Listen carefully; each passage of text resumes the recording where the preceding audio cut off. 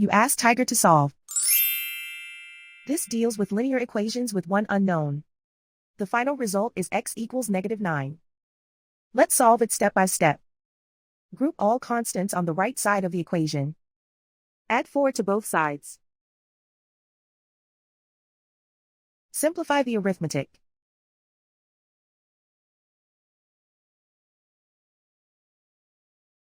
Isolate the x. Divide both sides by 3. Simplify the fraction. Find the greatest common factor of the numerator and denominator. Factor out and cancel the greatest common factor. And so the final result is x equals -9.